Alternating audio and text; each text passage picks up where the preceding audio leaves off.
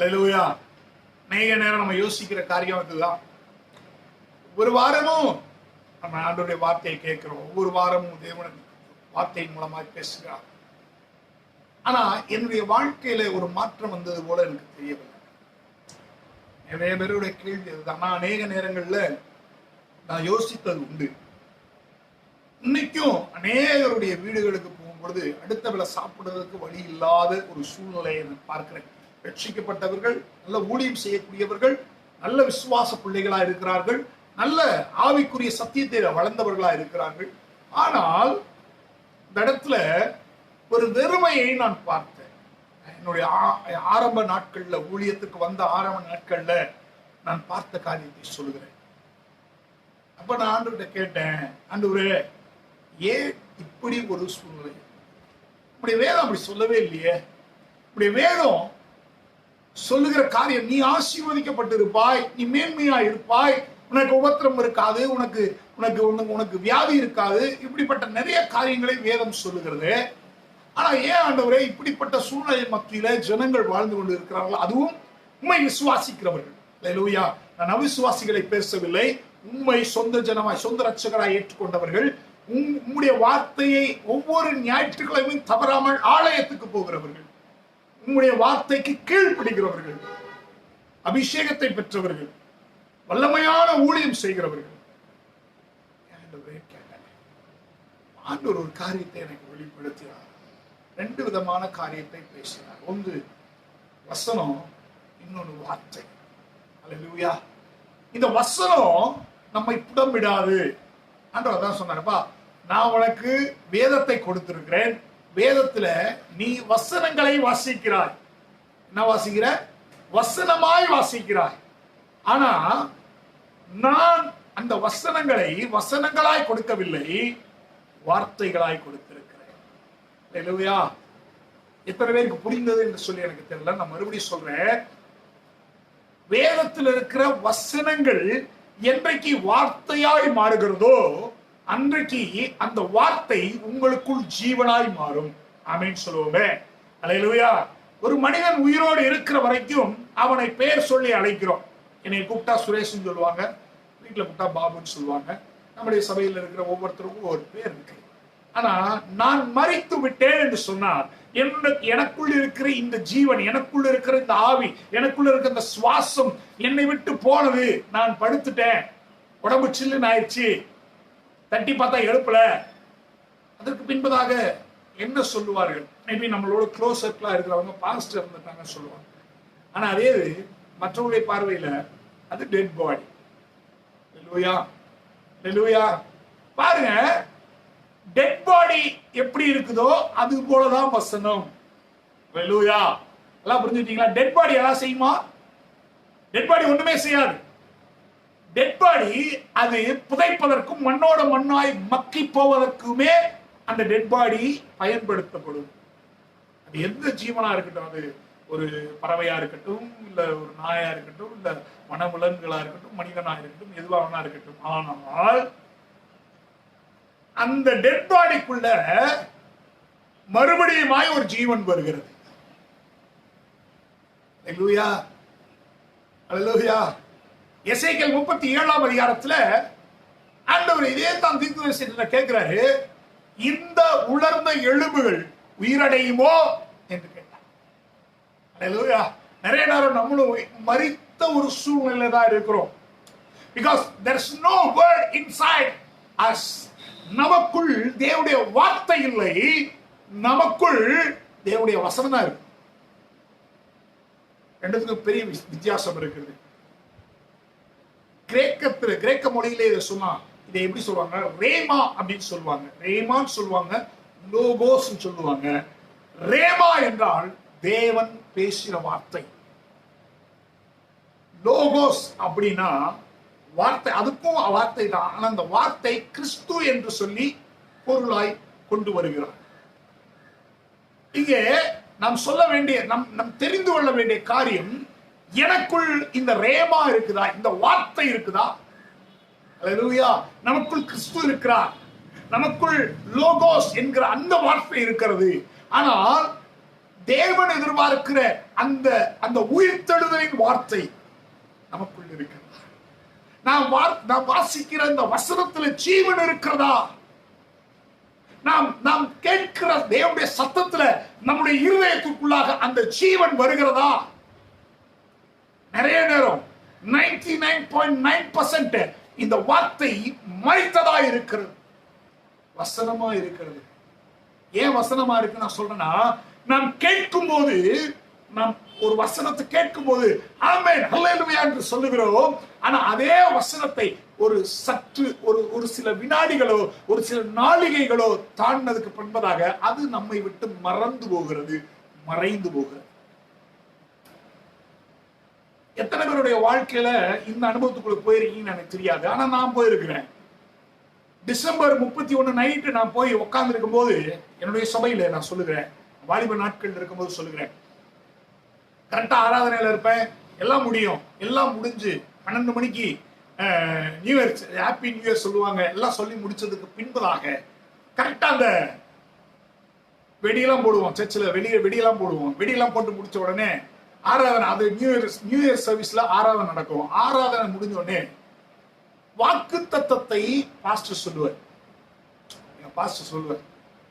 இதுதான் 2000 ஆண்டுக்கான வாக்கு தத்தம் அப்படின்னு சொல்லி அந்த முதல் வசனத்தை சொல்லும் போது அவளா இருப்போம். ஆஹா, கர்த்தர் பேச போறேன், என்ன வார்த்தை, ரைட், ஓகே, வசனத்தை சொல்லிடுவார். சொல்லி முடித்த அடுத்த நிமிஷம் பிரசங்கம் ஆரம்பிச்சிருக்காது, சொல்லி முடிச்ச அடுத்த நிமிஷம் ஒரு குரூப்பா டீ கிடைக்குது. இங்கே இந்த வசனம் தான் முக்கியம் என்று சொல்லி வசனத்தை எதிர்பார்த்தோம், அது கிரியை செய்யவில்லை. அல்லேலூயா, அல்லேலூயா. நான் எப்பயுமே ஓப்பனா பேசுறேன். நான் எப்படிங்கிறது கர்த்தருக்கு தெரியும். சோ அதனால மறைத்து பேச முடியாது. லாஸ்ட் என்ன அவ்வளவு ஓப்பனா ஒரு இதுல பேசுறாரே நீங்க நினைக்கலாம், தவறு இல்லை, உண்மை அதுதான். ஆனா அதை நான் எப்போ கற்றுக்கொண்டேன்னா, வேத வசனத்தை வார்த்தையாய் நான் பார்த்த பொழுது கற்றுக்கொண்டேன். ஹல்லேலூயா. ஏதோ ஒரு வசனமாய் நான் பார்க்க கூடாது. ஏதோ ஒரு வசனத்தை சொல்லி விட்டார்கள், ஏதோ ஒரு வாக்கு தத்துவத்தை கொடுத்து விட்டார்கள், ரைட், என் வாழ்க்கையில் நடந்து முடிந்திரும் என்று சொல்லி நான் யோசித்தது தவறு என்பதை தேவன் எனக்கு சுட்டி காண்பித்தார். அதுல இருந்து நான் வசனத்தை பார்க்க மறந்து விட்டு வார்த்தையை கவனிக்க ஆரம்பித்தேன். ஹல்லேலூயா. ஆண்டவரே, வார்த்தையோடு என்னோடு பேசு, எனக்கு வார்த்தை வேணும் ஆண்டவரே. I need a life, I need a breath. எனக்கு ஒரு ஜீவ சுவாசம் உண்டாகணும். மனிதனை உண்டாக்கினார், மனிதனை உண்டாக்கி களிமண்ணினாலே மனிதனை உண்டாக்கி அந்த இடத்துல என்ன நடந்ததுன்னா, தன்னுடைய ஜீவ சுவாசத்தை ஊதினார், அவன் ஜீவாத்மானான் என்று வேதம் சொல்கிறது. நிறைய நேரம் வசனம் நம்மோடு பேசும் சொல்லி வசனத்தை தேடுகிறோம், வாக்கு தத்தங்களை எடுத்து வாசிக்கிறோம். நல்லது, நான் தவறு என்று சொல்லவில்லை. ஆனால் அந்த வசனத்துக்குள் ஜீவன் இருக்கிறதா? அல்லேலூயா. அது அந்த நேரத்துக்குமா நான் கேட்கிறேன்னா, ஜீவன் எனக்குள்ள இருக்குது, ஜீவன் இருக்கு. அந்த நேரத்துல எனக்கு வேதத்திலிருந்து ஒரு சம்பவத்தை சொல்லுகிறேன். லாசரு மரித்து போகிறான். 3 நாளைக்கு பின்பதாக இயேசு வருகிறார். லாசருவே வெளியே வா என்று சொன்னோனே அவனுக்குள் ஜீவன் வந்தது. ஜீவன் வந்துட்டு மறுபடியும் வெளியே போச்சா? அவன் மரித்தான், மறுபடியும் மரிச்சான், மறுபடியும் மரிக்கலன்னு சொல்ல. அப்படின்னா இன்னைக்கு வரைக்கும் லாசரு இருந்திருப்பான், மரித்து போனான். ஆனா நான் கேட்பது, அப்பப்ப அந்த ஜீவன் வந்துட்டு போச்சா? அவன் மரிக்கும் வரைக்கும் அந்த ஜீவன் இருந்தது. அல்லேலூயா, அல்லேலூயா. வசனம் அப்பப்ப வரும். நம்ம சோர்ந்து போயிருக்கும் போது சோத்திரம், சிங்க குட்டிகள் தாழ்ச்சி அடைந்து பட்டினியாய் கிடக்கும் கர்த்தரை தேடுகிறவர்களுக்கு ஒரு நன்மை குறைபடாது. சோத்திரம், சோத்திரம், ஆமென், அல்லேலூயா. அதுக்கப்புறம் பட்டியா கிடக்கும் போது வசனம் வருமா? வராது. ஆனா வார்த்தை வரும். அல்லேலூயா, அல்லேலூயா. வார்த்தை நம்மை பலப்படுத்தும், ஆமென் சொல்லுவோமே. வார்த்தை நம்மை உற்சாகப்படுத்தும், ஆமென் சொல்லுவோமே. வார்த்தை நம்மை ஆசீர்வதிக்கும், ஆமென் சொல்லுவோமே. வார்த்தை நம்மை மேன்மையாய் வைக்கும். ஆனா இன்னைக்கு நாம் வசனங்களை தியானிக்கிறோம், வசனங்களை ஏற்றுக்கொள்கிறோம். நல்லா புரியுங்க, வசனத்துலதான் வார்த்தை உண்டாகுமே தவிர வார்த்தை வேறு வசனம் வேறு நான் சொல்லவில்லை. தவறாய் புரிந்து கொள்ளக்கூடாது. அல்லேலூயா. வசனத்தின் மூலமாய் தான் கர்த்தர் நம்மோடு பேசுவார். அதுதான் வார்த்தை. ஆமென். நம்முடைய இந்த சரீரத்துக்குள்ளாக நாம் சுவாசிக்கிறோமே, அதுதான் ஜீவன். சரீரம் இல்லாம ஜீவன் மட்டும் வச்சு ஒண்ணும் செய்ய முடியாது. அப்போ வசனம் எந்த அளவுக்கு முக்கியமோ தேவனுடைய வார்த்தையும் அதே அளவுக்கு முக்கியம். அந்த வசனத்திலிருந்து கர்த்தர் நூறு பேசுகிறார். அல்லேலூயா.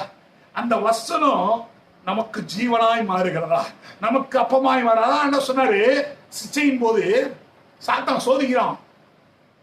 நீ தேவனுடைய குமாரனே ஆனால் இந்த கல்களை அப்பமாக்கி சாப்பிடும் அப்படின்னு சொன்ன அங்க ஏசு சொல்றாரு, மனிதன் அப்பத்தினால் மாத்திரமல்ல தேவனுடைய வாயில் வருகிற ஒவ்வொரு வார்த்தையினாலும் ஆமென் சொல்லுவேன். இதுதான் ரேமா, இதுதான் உன்னை வாழ வைக்கிற வார்த்தை, இதுதான் உன்னை மேன்மைப்படுத்துகிற வார்த்தை, இதுதான் உன்னை உயர்த்துகிற வார்த்தை, இதுதான் உன்னை சந்தோஷப்படுத்துகிற வார்த்தை.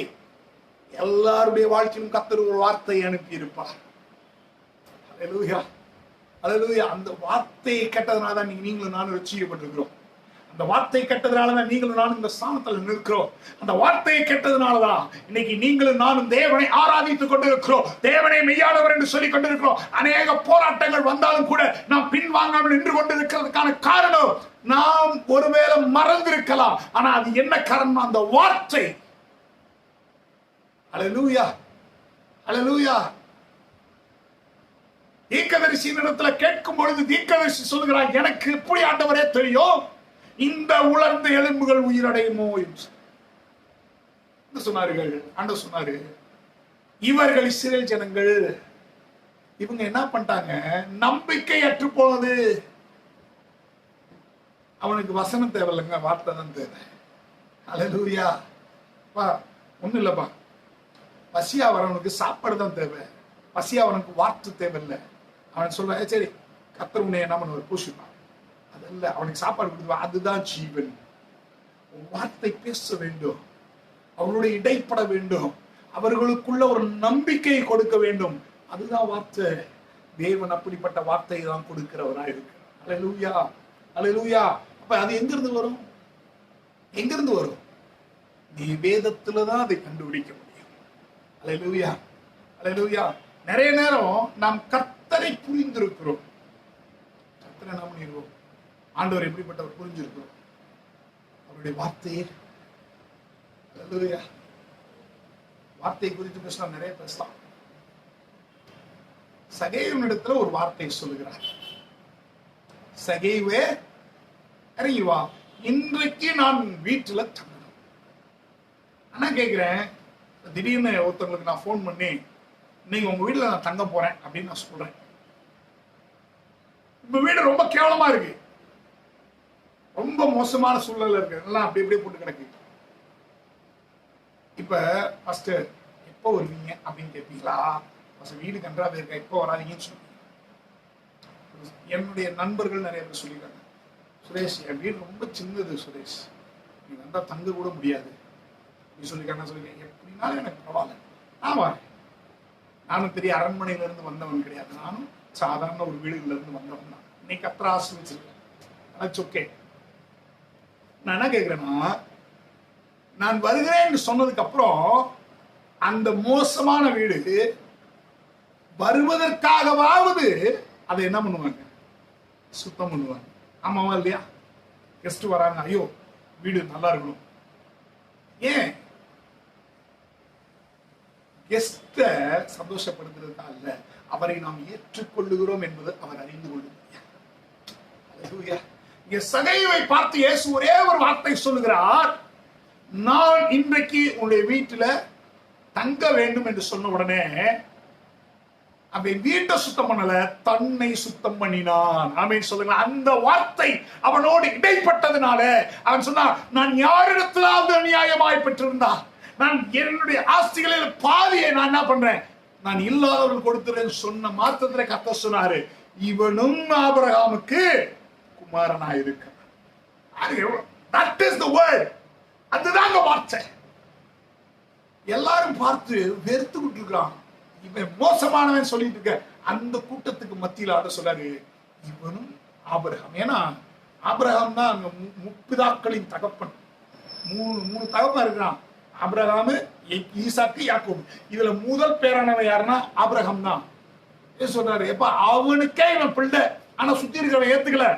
அந்த வார்த்தை சொன்ன மாத்திரத்துல அவனுக்குள்ள இருந்த அந்த சந்தோஷம் இருக்கு பாத்தீங்களா, it can not be counted. அது எண்ண முடியாத, அதை யோசிக்க முடியாத அளவுக்கு அது அந்த வார்த்தை ஜீவனாய் அவனுக்குள் மாறி. நமக்குள்ள தேவனுடைய வார்த்தை அப்படி ஜீவனாய் மாறுதா? தேவனோடு பேசி இருக்கிறா, ஆமென் அப்படிங்கிற மாதிரி இருக்குதா? சொன்னார். என்ன பிரசங்கம் கேட்டீங்க? நிறைய பேர் கேட்டா, பிரசங்கமா அது ஏதோ பேசினார், பாஸ்டர் ஏதோ பேசினார், ஒரு நிமிஷம் இருங்க பார்த்து சொல்றேன். அப்ப இந்த வசனம் உனக்கு வசனமாவே இருக்குது, அதனால மறந்து போகிறான். சில பாடல்கள் தான் இருக்கு, பழைய பாடல்கள், காவிய பாடல்கள், அப்புறம் இப்ப இருக்கிற பாடல்கள். பிள்ளைங்களாம் இப்ப இருக்கிற பிள்ளைங்களாம் என்னவா பாடுது தெரியுமா? ஆனா படிக்க சொன்னா மண்டையில, ஏன்னா அது அந்த பாடல்களை ஜீவனாய் பார்த்தது, அதனால உள்ள உட்காந்துச்சு. பாடத்தை அது கன்றாவியா பார்த்துச்சு, மண்டையில ஏறல. அல்லேலூயா. என் மனைவி அடிக்கடி கேட்பது உண்டு. இந்த பாட்டெல்லாம் நாங்க ஒரு நாள் கூட கேட்டது இல்லை. இந்த பாட்டெல்லாம் நீங்க பாருங்க, நான் காலேஜ் ஸ்கூல் டேஸ்ல நான் சொல்றேன், ஸ்கூல் டேஸ்ல பாடின பாடல்கள் இன்னைக்கு ஏதாவது எதர்ச்சியா போகும்போதோ ஏதாவது ஒரு டிராவல்ல போகும்போதோ கேட்பது உண்டு. கேட்கும்போது அந்த பழைய நினைவுகள் வருவது உண்டு. எத்தனை வருஷத்துக்கு முன்னாடியே பாடினது இப்ப எப்படி ஞாபகத்துல இருக்குது. ஆனா இந்த வாரம் கேட்ட பிரசங்கம் அடுத்த வாரம் நமக்கு என்ன இல்லை, ஞாபகத்தில் இல்லை. காரணம், நமக்கு இந்த பாஸ்டர் இதவே யோசிச்சுட்டு இருக்க முடியும். காரணம், உனக்கு அது வசனமாய் தெரிகிறது, வார்த்தையாய் தெரியவில்லை. என் வாழ்க்கையில என்னைக்கு ஒரு மேன்மை வேணும்னு நான் நினைக்கிறோம், என்னைக்கு ஒரு உயர்வு வேணும்னு நினைக்கிறோம், என்னைக்கு ஒரு ஆசீர்வாதம் வேணும்னு நினைக்கிறோம், அன்றைக்கு தேவனுடைய வசனம் எனக்கு வார்த்தையாய் மாற வேண்டும். அல்லேலூயா. அல்லேலூயா. எத்தனை பேருக்கு வசனம் வார்த்தையாய் மாறணும்னு விரும்புகிறீங்க? வாசிப்போம், ஒரே ஒரு பகுதியை வாசிப்போம். 1 சாமுவேலின் புஸ்தகம் 3ஆம் அதிகாரம். 1 சாமுவேலின் புஸ்தகம் 3ஆம் அதிகாரம். இதை குறித்து பேசணும்னா, வார்த்தை குறித்து பேசணும் நிறைய இருக்கு, நிறைய காரியங்கள் இருக்கு. உங்களுக்கு ஒரே ஒரு காரியத்தை சொல்லி நான் கடந்து போக விரும்புகிறேன். 1 சாமுவேலின் புஸ்தகம் 3ஆம் அதிகாரம் 7ஆம் வசனத்தை நாம் வாசிப்போம். சாமுவேல் கர்த்தரை இன்னும் அறியாதிருந்தான், கர்த்தருடைய வார்த்தை அவனுக்கு இன்னும் வெளிப்படவில்லை. இந்த ஒரு வசனத்தை இருக்குங்க. 19ஆம் வசனத்தை வாசிக்கலாம். சாமுவேல் வளர்ந்தான், கர்த்தர் அவனோட கூட இருந்தார், அவர் தம்முடைய எல்லா வார்த்தைகளிலும் ஒன்றையாகிலும் தரையிலே விழுந்து போக விடவில்லை. சாமுவேல் கர்த்தருடைய தீர்க்கதரிசிதான் என்று தான் முதல் பெரிசபா மட்டும் உள்ள சகல இஸ்ரவேலருக்கும் விளங்கினது.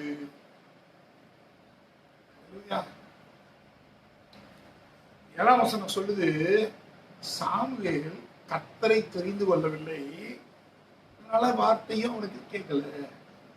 ஆனா அதே அதிகாரத்துல கடைசியா 19ஆம் வசனம் சொல்லுது, சாமுவேல் வளர்ந்தான், அவனிடத்துல சொல்லப்பட்ட ஒரு வார்த்தையாகிலும் கர்த்தர் என்ன பண்ண தரையிலே விழவில்லை. அவனுடைய வார்த்தை தரையில விழாததுனால சகல இஸ்ரவேலரும் தான் முதல் பெருசாம மட்டும் ஒரு வார்த்தை சொன்னாங்க, இவன் மெய்யாகவே கர்த்தருடைய தீர்க்கதரிசி. இந்த வார்த்தை தான் நம்மை பலப்படுத்தும். அல்லேலூயா. அல்லேலூயா. இந்த வார்த்தை நம்மை உற்சாகப்படுத்தும், ஏதோ குதூகலப்படுத்தும், ஏதோ அப்படியெல்லாம் இல்ல.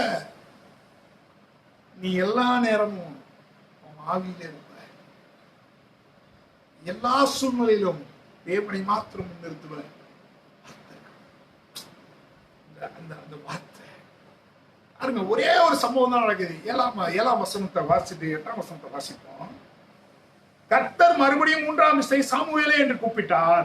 அவன் எழுந்திருந்து ஏழை இடத்துல போய், இதோ இருக்கிறேன், என்னை கூப்பிட்டீரோ என்றான். அதற்கு கர்த்தர் பிள்ளையாண்டனை கூப்பிடுகிறார் என்று ஏழி அறிந்து 9ஆம் வசனம், சாமுவேலை நோக்கி, நீ போய் படுத்துக்கொள், உன்னை கூப்பிட்டால் அப்பொழுது நீ கர்த்தாவே சொல்லும், அடியேன் கேட்கிறேன். Samuel was taught by Eli that you should listen the word from God. சாமுவேலுக்கு இங்கே கற்றுக் கொடுக்கப்படுகிறது. என்ன கற்றுக் கொடுக்கப்படுது? நீ கர்த்தருடைய வார்த்தையை கேட்பதற்கு உன் செவியை சாய்க்கிறதுக்கு இதை சொல்லும் அடியே. இந்த ஒரு வார்த்தை தாங்க சாமுவேலுக்கு முன்பதாக அப்படி ஒரு தீர்க்கதரிசி இல்ல, சாமுவேலுக்கு பின்பதாக அப்படி ஒரு தீர்க்கதரிசி இல்ல. This is the turning point in Samuel's life. இதுதான் சாமுவேலுடைய வாழ்க்கையின் மாற்றத்துக்கு காரணம். ஆனா அந்த மாற்றம் அவனுடைய சிறு வயதிலே வந்தது. ஏலி சொல்றான், அப்பா நான் கூப்பிடல, இனிமே இன்னொரு முறை இந்த மாதிரி சத்தம் கேட்டுச்சா சொல்லும் அடியேன் கேட்கிறேன் என்று மாத்திரம் சொல். நிறைய நேரம் ஆண்டவர் பேசுவாரு, ஆனா நம்ம யோசிப்போம் ஆண்டவர் தான் பேசினாரா? நிறைய நேரம் பிரசங்கம் கேட்போம், ஆண்டவர் தான் பேசினாரா? இதை நான் எதிர்பார்க்கலையே. ஏலி சத்தம் நினைச்சீங்கன்னா அவன் அவன் அவன் அவன் சாமுவேலுக்கு வந்து பிறந்து பால்குடி மறந்த உடனே கொண்டு வந்து விட்டாச்சு. அவன் கேட்டதெல்லாம் ஏலியோட சதை. ஏன்னா அந்த நாட்கள்ல வந்து வருஷத்துக்கு ஒரு முறை தான் ஆலயத்துக்கு போவாங்க, சும்மா சும்மா ஆலயத்துக்கு போக மாட்டாங்க. அப்ப அந்த வருஷம் 364 நாட்களும் சாமுவேல் ஏலியனோட மட்டும்தான் பேசிக்கிட்டு இருந்தான். அதனால தூங்கிட்டு இருக்கும்போது அவன் யோசிச்சான், ஏலிதான் கூப்பிடாரு போல, சொல்லுங்க சொல்லுங்க 3 முறை கேட்கிறான். 1ஆவது முறை சொல்றான், இன்னொரு முறை கூப்பிட்டா சொல்லும் அடியே கேட்கிறேன். தாரக மந்திரத்தை கற்றுக் கொடுத்தார். அந்த தாரக மந்திரம் தாங்க 10ஆம் வசனத்துல சொல்லுது, அவன் வாயிலிருந்து வந்த ஒரு வார்த்தை கூட தரையில விழுகல, அடுத்தவனுடைய தலையில தான் விழுந்தது. அவன் வார்த்தை ஒன்றும் வீணாய் போகவில்லை. அவன் சொன்ன வார்த்தை எல்லாவற்றையும் தேவன் நிறைவேற்றினார். அவனை தீர்க்கதரிசி என்று சொல்லி தன்னை சொல்லவில்லை. இன்னைக்கு நிறைய பேர் சொல்றாங்க, நான் அதா இருக்கேன், நான் இதா இருக்கிறேன், நான் அப்படியா நான் இப்படியா சொல்றாங்க. ஜனங்கள் சொன்னார்கள், இவன் மெய்யாகவே ஒரு தீர்க்கதரிசி. சாமுவேலுக்கு இருந்த ஸ்டேட்டஸ் 3 ஸ்டேட்டஸ சாமுவேல் வச்சிருந்தான். 1, he was a king, he was a priest, and he was a prophet. அவன் ராஜாவாய் இருந்தான், அவன் ஒரு ஆசாரியனாய் இருந்தான், ஒரு தீர்க்கதரிசியா இருந்தான். சாமுவேலை மட்டும்தான் இயேசுவுக்கு நிகராக சொல்ல முடியும். ஏன்னா இயேசு கிறிஸ்து வாழ்ந்த நாட்டில் இயேசு 3 புருஷனோட இருந்த.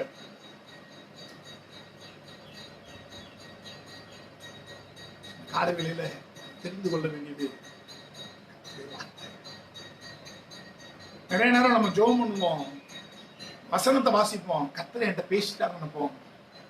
ஆனா கர்த்தர் பேசினாரா? கர்த்தரை போல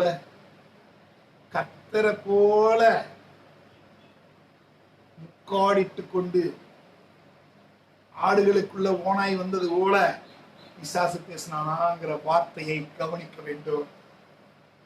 சில நேரங்கள்ல கர்த்தர் பேசிட்டான்னு நம்மளும் ஒரு டெசிஷன் எடுத்து போவோம், அங்க ஃபெயிலியர் ஆகும். காரணம் என்னன்னா, அது கர்த்தர் பேசிக்க மாட்டாரு. You might not know who is speaking. Eli தான் பேசினான்ட்டு சாமுவேல் நினைச்சதுனாலதான் ஏலிட்ட போய் கேட்டான். ஆனா அதே சாமுவேல் என் சாலமோன்ட்ட பேசின ஆண்டவர் சாலமோன் சொன்னும்போது உனக்கு என்னப்பா வேணும்னு கேட்டோடனே அவன் யாரை போய் பார்க்கல, யாரையுமே போய் பார்க்கல. ஆண்டவர் எனக்கு இது வேணும்னு சொல்லி டைரக்டா கேட்டான். சாமுவேல் ஏன் ஏலிட்ட போனா? because he was not able to identify God's voice. கர்த்தருடைய சத்தத்தை அவனால் உணர முடியவில்லை. இது கர்த்தர் தான் பேசினார் அப்படிங்கறத அவனால் உணர முடியல, அதை சிந்திக்கவில்லை. ஏங்க நேரம் கர்த்தர் தான் பேசுறாருங்கிறதை மறந்து போய் கர்த்தருடைய வார்த்தையை ஏற்றுக்கொள்கிறது இல்ல. சில நேரம் கர்த்தர் தான் மனிதன் பேசுகிற கர்த்தர் தான் பேசினான்னு சொல்லிட்டு மனிதனும் பிசாசும் பேசின வார்த்தையை நம்பி சில இடத்துக்கு நாம் சென்று பிரியமானவர்களே, ஒரே ஒரு வார்த்தை சொல்ல விரும்புகிறேன். வசனத்துக்கும் வார்த்தைக்கும் நிறைய வித்தியாசம். வசனம் மரித்தவனை போல் இருக்கும், வார்த்தை மரித்தவனை உயிர்ப்பிக்கிறதா இருக்கும். ஹல்லேலூயா! மரித்தவனை உயிர்ப்பிக்கிறதா இருக்கும். 150 சொல்றான், ஆண்டவரே என் பிள்ளை சார், என் வேலைக்காரன் சார், ஒரு வார்த்தை சொல்லுமா, ஒரே ஒரு வார்த்தை. இன்னைக்கு நம்ம இதெல்லாம் நம்ம வாசிக்கிறோம், வசனமாய் வாசிக்கிறோம். ஆனா அவன் கேட்டது ஒரு வார்த்தை சொல்லும் ஆண்டவரே. ஏன்னா அவனுக்கு தெரிஞ்சிச்சு, இவர் ஒரு வார்த்தை சொன்னார் அங்கே வேலைக்காரன் சொஸ்தம். நான் மக செத்து போச்சு, வாங்க பிள்ளை செத்து போச்சுன்னு ஒருத்தன் வந்து சொல்றான்.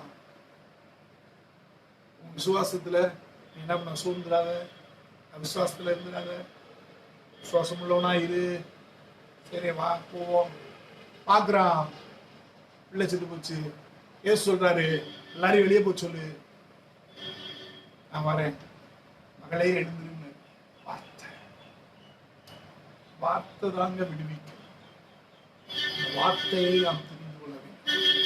அந்த வார்த்தை என்றைக்கு நாம் தெரிந்து கொள்கிறோமோ அன்றைக்கு நம்முடைய வாழ்க்கையில தோல்வி அல்ல, ஜெயத்தை கண்டோம். அல்லேலூயா. இன்னொருத்தனும் வார்த்தையை தெரிந்து கொண்டான். இன்னொருத்தனும் வார்த்தையை தெரிந்து கொண்டான். யார் தெரியுமா? ஆதியாகமத்தின் புஸ்தகம் 3ஆம் அதிகாரம் 7ஆம் வசனத்துல சொல்லுது, உம்முடைய சத்தத்தை நான் தோட்டத்திலே கேட்டு உமக்கு பயந்து நான் எங்க ஒளிந்து கொண்டேன். அவனும் கர்த்தருடைய வார்த்தை, கர்த்தர் தான் பேசுறான்னு அவனுக்கும் தெரிஞ்சு. பிகாஸ் அவனும் வேற யார் சத்தத்தையும் கேட்கல, ஆண்டவர் சத்தம் பண்ண. இன்னைக்கு நம்ம யாருடைய சத்தத்தை கேட்கிறோங்கிறது ரொம்ப ரொம்ப முக்கியம். நம்மை சுற்றி இருக்கிறவங்களுடைய சத்தத்தை கேட்கிறோமா, நியூஸ் உடைய சத்தத்தை கேட்கிறோமா, இல்ல இந்த உலகம் சொல்லுகிற சத்தத்தை கேட்கிறோமா, இல்ல இந்த நம்மை சுற்றி இருக்கிற நம்முடைய சொந்த பந்தங்கள் சொல்லுகிற வார்த்தையை கேட்கிறோம்? எதுவுமே இல்ல, கர்த்தர் சொல்ற வார்த்தை மாத்திரம் நான் கேட்கிறேன் அப்படின்னு சொல்றவங்களுக்கு மட்டும்தாங்க ஜெயத்தை கர்த்தர் கொடுக்க வல்லவராயிருக்கிறார். காலை வேளையில சொல்ல விரும்புகிறேன், வசனத்தை டெய்லி வாசிக்கிறீங்க, சந்தோஷம். ஆனா அந்த வசனம் ஜீவனாய் மாறுகிறதான்னு சற்று யோசிக்க வேண்டும். நீங்க என்னைக்கு யோசிக்க ஆரம்பிக்கிறீங்களோ அன்னைக்கு கர்த்தர் ஜெயத்தை கொடுக்க ஆரம்பிக்கிறார். வசனம் வார்த்தையாய் மாற வேண்டும். வார்த்தையாய் மாறிடுச்சு. நான் சொல்றேன், அன்னையிலிருந்து உங்களுடைய வாழ்க்கையில ஜெயம் உண்டா. You can test it. நீங்க சோதிச்சு பாருங்களேன்.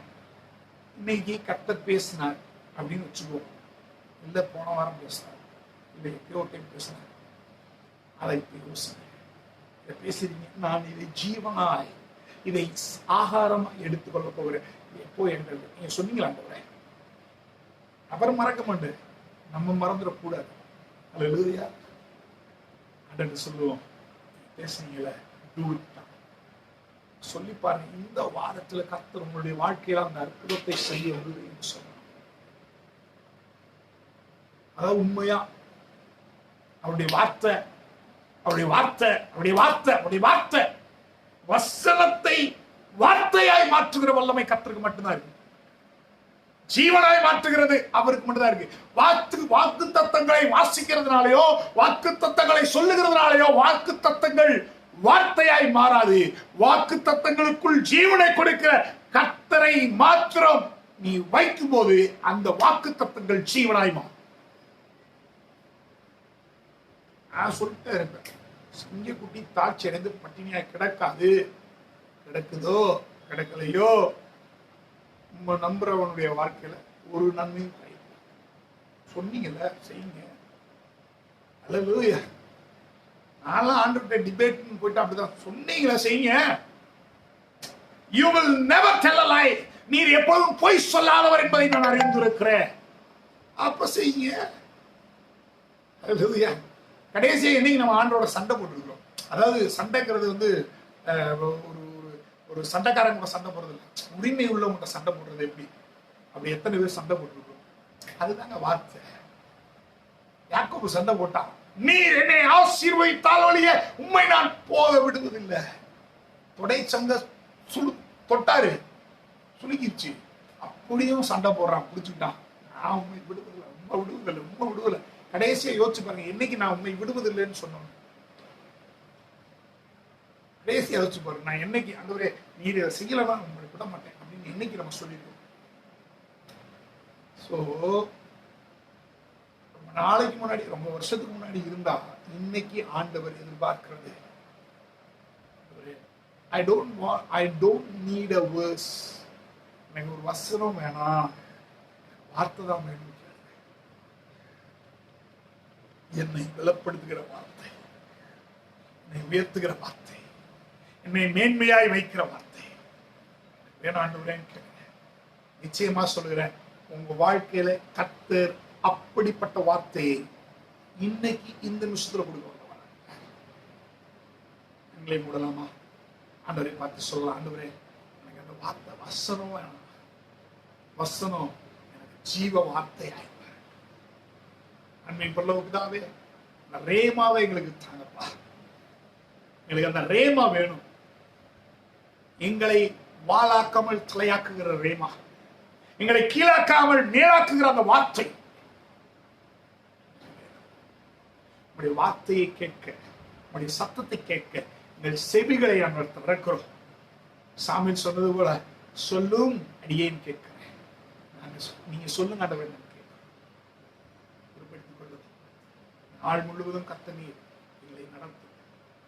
வார்த்தை பேசுகிற வார்த்தை உம்முடைய வார்த்தையா இருக்கட்டும், சொல்லுகிற வார்த்தை உம்முடைய வார்த்தையா இருக்கட்டும். சாதாரணமா பேசினாலே உம்முடைய வார்த்தையாய் வெளிப்படும்.